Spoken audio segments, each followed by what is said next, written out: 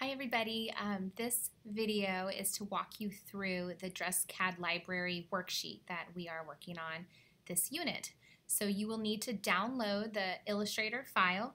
When you open it, it should look something like what is on my screen. Maybe your font's different, maybe it's not. But the first step is to trace the below dresses to vectorize them. Right now, they are actually just JPEGs.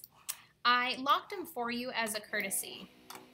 Object, unlock. If you unlock them, you'll notice they're all connected. And even though I'm selecting them with my black arrow, there's no blue anchor points. That's because they're just a flat JPEG image. So it's your job to use the pen tool and to vectorize them. So the point of this is for you to keep using the pen tool so that you get extremely comfortable with how the anchor points work and how the handlebars work.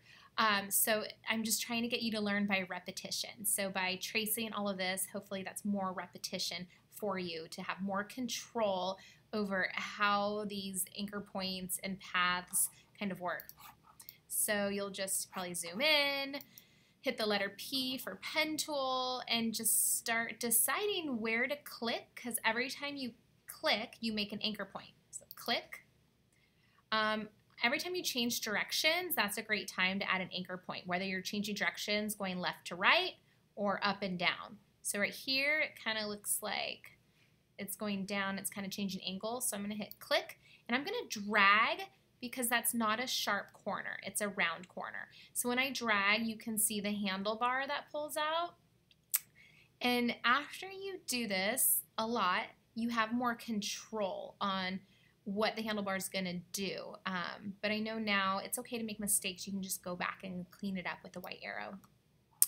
And I think I'm going to go ahead and click right here because it changes directions. I'm noticing as I'm drawing there's some kind of white fill. And if I look over here, I have a white fill. Sometimes when I do my drawings or I do my tracings, it can be really distracting to have a fill color. So I recommend changing your fill to be no fill. So to do that, change the fill color to be none. Then, with that said, I recommend having a stroke color that's easy to see. I'm going to double click it. Be any color really. I'm just going to choose red, so it's pretty easy to see. And of course, you can change it later. Okay, great. So I also want to draw these little draping details. And I think I might have given you the brush as well. So first I'll use the pen tool, letter P. I'm going to put an anchor point there and an anchor point here. I'm going to click and drag and let my handlebars worry about the curve. I'm going to hit P and A. Okay, I'm going to select it with A, and I'm going to open the brushes. Yes, and so all of these are some art brushes. These do not come with Illustrator. These are art brushes that were drawn by, I don't even know who. They've just been sitting in my CAD library for a long time. If I click and drag and pull it out, this is what the brush actually looks like. Somebody drew this interesting little shape. It looks like it has 6 anchor points. And then they click, dragged, and dropped it and made an art brush out of it, which is kind of cool. Yeah, and if you change your method to tints, it'll change colors. It won't stay black, which is kind of neat. I know it's a little advanced. We haven't learned how to make them yet. That's why I just gave it to you. But anyways, if I zoom in here and I select that line, if you notice, the line I drew isn't as cute as this one. This one has a nice pointed tip. So if I select this, and I can click on that brush, and there we go. Now it kind of matches that. So that's a neat trick to make your sketches look a little bit more professional. I'm going to hit the letter P, click, click and drag, click and drag, click and drag, and I'm going to click. I'm going to go over here and also apply our art brush. That's nice. And always use your white arrow to kind of clean it up and fix it. Okay, do you remember how to draw stitching? I think for me, I'm going to hold shift and I'm going to select these 2 anchor points and I know that this line and this line will also be selected. I'm going to copy it by hitting Command C. Then I'm just click the artboard to deselect. I'm going to hit Command F. So I pasted right on top of it. And now I'm going to move it. And it looks like I have stitching pattern brushes, but you can also, I actually like going to just dash line. And I usually do 3 and 2 as my spacing. You can make your little stitches round if you want. You could also use the brushes. It doesn't really matter. Okay. This one I think I feel like just drawing.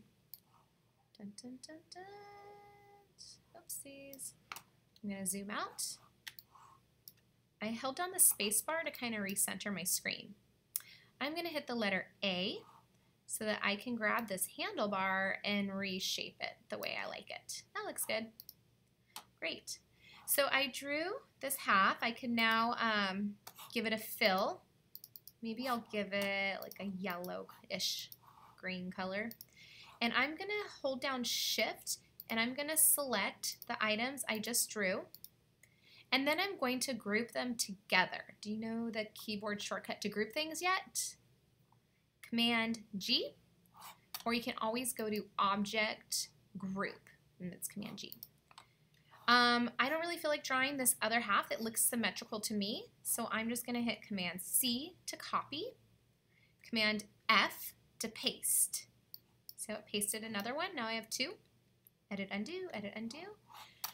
Since the one I just pasted happens to be selected, I'm going to go ahead and say Object, Transform, Reflect, and say OK. Click and drag. If I hold Shift, I keep them aligned so it doesn't dip down. There we go. So I just drew those 2 pieces.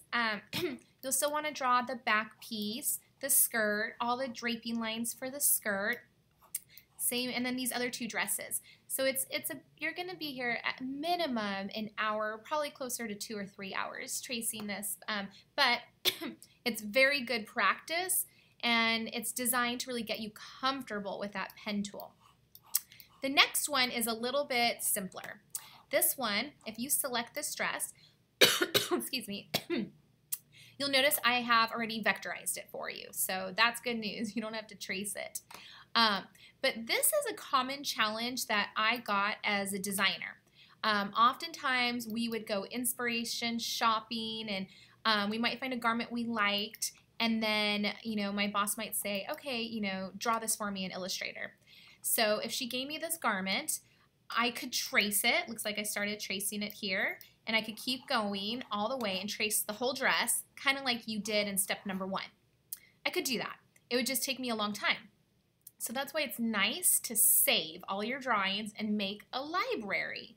So for this example, I looked at it and I realized, hey, I have this drawing already drawn. And this has that same elastic waist.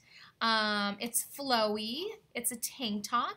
Why not just use this drawing that I already have and change it?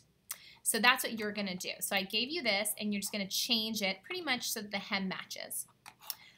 I would say a quick way is to just select these anchor points and drag them down. So you can hit the white arrow, or actually the lasso tool might be better. And this way you can just select these anchor points. Now if you notice, they're all blue versus white. White means they're not going to move at all. I'm going to hit the letter A, and I'm going to click and drag and pull it down. And then I can just kind of go in and play with it. If I want to bring more down here, maybe I do that a little bit. Oopsies.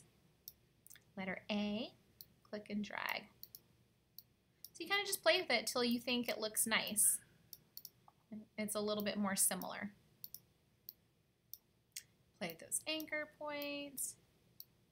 So that way at least you're not, redrawing the entire thing from scratch. Dun, dun, dun. And again, it's more practice using the white arrow, playing with the handlebars, and just really trying to understand, how these tools work. So when you're done, it should look something like that. And the last step is to pick out 3 more dress designs, any designs you want, and draw them as well. So that way, by the end of this unit, you have a pretty nice dress library to pull images from so that if you are assigned to draw a dress, you don't have to draw them from scratch in the future.